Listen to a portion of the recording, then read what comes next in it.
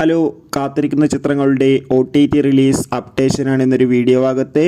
വീഡിയോയിലേക്ക് വരുമ്പോൾ video like ചെയ്യുക.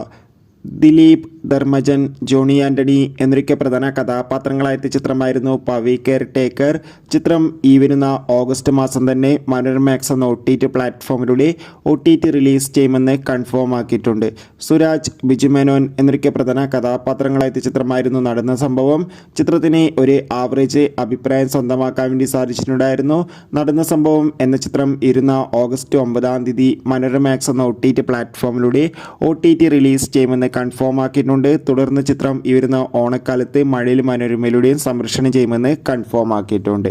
ശങ്കറിൻ്റെ സംവിധാനത്തിൽ കമൽഹാസൻ, സിദ്ധാർത്ഥ്, പ്രിയ ഭവാനി ശങ്കർ എന്നൊക്കെ പ്രധാന കഥാപാത്രങ്ങളായെത്തിയ ചിത്രമായിരുന്നു ഇന്ത്യൻ 2. ചിത്രം ഈ വരുന്ന ഓഗസ്റ്റ് 15 മുതൽ നെറ്റ്ഫ്ലിക്സ് എന്ന OTT പ്ലാറ്റ്ഫോമിലൂടെ OTT റിലീസ് ചെയ്യുമെന്നാണ് അറിയാൻ വേണ്ടി സാധിച്ചിട്ടുള്ളത്. വൈശാഖിൻ്റെ സംവിധാനത്തിൽ മമ്മൂട്ടി, രാജീവ് ബി ഷെട്ടി, അഞ്ജന ജയപ്രകാശ്, ബിന്ദു പണിക്കർ എന്നൊക്കെ പ്രധാന കഥാപാത്രങ്ങളായെത്തിയ ചിത്രമായിരുന്നു ടർബോ. ചിത്രം വൻ വിജയമായിരുന്നു. ചിത്രം ഈ വരുന്ന ഓഗസ്റ്റ് 9 സോണി ലീവ് എന്ന OTT പ്ലാറ്റ്ഫോമിലൂടെ OTT റിലീസ് ചെയ്യുമെന്ന് കൺഫേം ആക്കിയിട്ടുണ്ട്. സുരാജ്, അതോടൊപ്പം കുഞ്ചാക്കോബൻ എന്നൊക്കെ പ്രധാന കഥാപാത്രങ്ങളായെത്തിയ ഗിർ എന്ന ചിത്രം ഉടൻ തന്നെ ഡിസ്നി+ ഹോട്ട്സ്റ്റാറിലൂടെ OTT റിലീസ് ചെയ്യും.